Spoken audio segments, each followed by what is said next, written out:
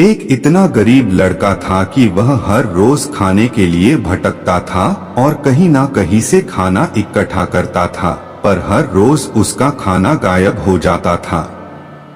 एक दिन उसे पता चला कि एक चूहा उसका खाना चुराता है। तो उसने उस चूहे को पकड़ा और उससे पूछा कि तुझे पता है मैं इतना गरीब हूँ, फिर भी तू मेरा खाना चुराता है। अगर तुम्हें चुराना ही है तो किसी अमीर का क्यों नहीं चुराता? तो वह चूहा बोला कि तेरी किस्मत में कुछ ही चीजें लिखी है वही मिलेगा। भले तू कितनी ही कोशिश कर ले, भले तू कितना भी इकट्ठा कर ले, उसे अपने पास नहीं रख सकता। यह जानकर लड़का बहुत शौक हुआ कि ऐसा कैसे हो सकता है। तो चूहे ने कहा कि अगर तुझे जानना ही है कि तेरी किस्मत में क्या लिखा है तो भगवान बुद्ध के पास जाना पड़ेगा, वही तुम्हें बता सकते हैं कि तुम्हारे किस्मत में क्या है। इसलिए वह लड़का भगवान बुद्ध से मिलने के लिए निकल पड़ा। चलते चलते बहुत रात हो गई थी, इसलिए रास्ते में उसने एक हवेली देखी और उस घर वाले से एक रात रहने के लिए इजाजत मांगी। उसे इजाजत मिल भी गई। हवेली वालों ने लड़के से पूछा कि वो इतनी रात को कहाँ जा रहा है, तो उसने कहा कि मैं बुद्ध के पास जा रहा हूँ अपनी किस्मत के बारे में पूछने के लिए। तो हवेली वालों ने कहा कि तुम भगवान बुद्ध से हमारा सवाल भी पूछोगे। हमारी एक 16 साल की लड़की है जो बोल नहीं सकती है, तो क्या करे जिससे इसकी आवाज आए। उस लड़के ने कहा जरूर पूछूंगा आपका सवाल, और उसने उनको धन्यवाद कहा और सुबह वहां से निकल पड़ा। आगे रास्ते में बहुत बड़े बड़े बर्फ के पहाड़ थे। वह बड़ी मुश्किल से पहाड़ पर चढ़ा। उसे वहां एक जादूगर मिला। उसने उस लड़के से पूछा कि वह कहाँ जा रहा है। तो उसने कहा कि भगवान बुद्ध के पास जा रहा हूँ अपनी किस्मत के बारे में पूछने के लिए। तो जादूगर ने कहा कि क्या तुम भगवान बुद्ध से मेरा यह सवाल पूछोगे? मैं हजारों सालों से तपस्या कर रहा हूँ ताकि मैं स्वर्ग जा सकूं, और मेरे हिसाब से अब तक तो मुझे स्वर्ग में चले जाना चाहिए था। तो मैं स्वर्ग में जाने के लिए क्या करूं? लड़के ने कहा कि ठीक है, मैं आपका सवाल बुद्ध से पूछता हूँ। उस जादूगर के पास एक छड़ी थी। उस छड़ी की मदद से उस लड़के को बर्फ के पहाड़ के उस पार पहुंचा दिया। जब वह आगे बढ़ा तो उसके सामने बहुत बड़ी चुनौती थी। वह बहुत बड़ी नदी थी जो वह खुद नहीं पार कर सकता था। तभी उसकी मुलाकात विशालकाय कछुए से हुई।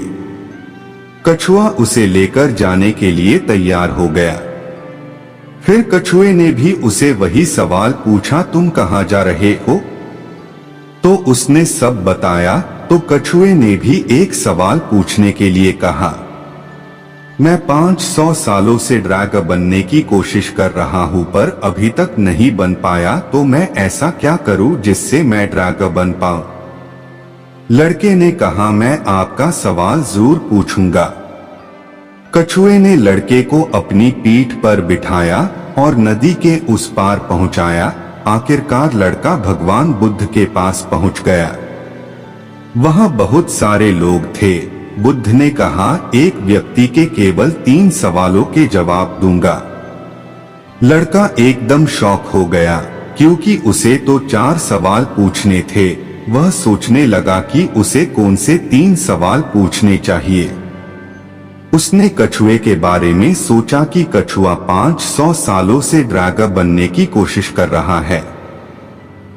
जादूगर 1000 साल से स्वर्ग जाने के लिए तपस्या कर रहा है, और वह लड़की बिना बोले कैसे पूरी जिंदगी निकल सकती है। फिर खुद के बारे में सोचा कि मैं तो सिर्फ गरीब हूँ, मैं तो मांग कर भी अपनी जिंदगी गुजार सकता हूँ। पर कछुआ, जादूगर और लड़की की परेशानियां तो मेरी परेशानियों से बहुत बड़ी है। तो लड़के ने उनके 3 सवाल भगवान बुद्ध से पूछे। बुद्ध ने जवाब दिया कि कछुआ 500 सालों से ड्रागेर बनने की कोशिश कर रहा है, पर अपने कवच को छोड़ने के लिए तैयार नहीं है। जब तक वह कवच को नहीं छोड़ेगा तब तक वह ड्रैगन नहीं बन पाएगा।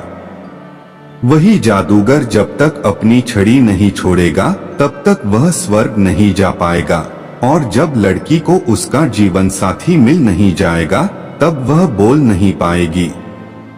यह सब सुनकर लड़का वापस कछुए के पास आया और उसे सब कुछ बताया तो कछुए ने अपना कवच निकाल दिया। जैसे ही कवच निकाला उसमें से कीमती मोती निकले। वह मोती कछुए ने लड़के को दे दिए और वह ड्रैगन बन गया। फिर जादूगर के पास गया और सारी बात बताई तो जादूगर ने अपनी जादू की छड़ी लड़के को दे दी और वह स्वर्ग में चला गया। उसके बाद लड़का उसी हवेली में गया जहां उसने रात गुजरी थी। जब वहां गया तो लड़की सामने आई और बोली, उस रात हमारे हवेली पर तुम ही आए थे ना। इस तरह लड़के को पैसा, पावर और एक खूबसूरत जीवन साथी मिल गई। जीवन में कुछ पाने के लिए कुछ देना पड़ता है। जब जादूगर ने छड़ी दी तो उसे स्वर्ग मिल गया। वैसे ही जीवन में कुछ बड़ा करने के लिए अपने कंफर्ट जोन से बाहर आना होता है। पानी का जहाज सबसे ज्यादा किनारे पर ही होता है, पर जहाज किनारे के लिए नहीं बना है। वह बीच समुंदर में लहरों को चीरते हुए आगे बढ़ने के लिए बना है। इसलिए जीवन में कुछ बड़ा करने के लिए रिस्क तो लेनी ही पड़ेगी। और अगर आपको लगता है कि आपके जीवन में प्रॉब्लम बहुत सारी है तो जरा एक नजर डालिए उन लोगों पर जिनके पास रहने को घर नहीं है, खाने को रोटी नहीं है, कोई देख नहीं सकता, कोई चल नहीं सकता, कोई बोल नहीं सकता। क्या आपकी प्रॉब्लम उनके प्रॉब्लम से बड़ी है? दोस्तों, अगर आप लोगों को ये मोटिवेशनल स्पीच अच्छे लगे तो इस चैनल को सब्सक्राइब जरूर करें और हाँ, वीडियो को लाइक शेयर जरूर कर दीजिएगा। और भी अच्छे सुविचार वाले वीडियो आप लोगों को मिलते रहेंगे। तो फिर हम लोग मिलते हैं अगले वीडियो में। धन्यवाद।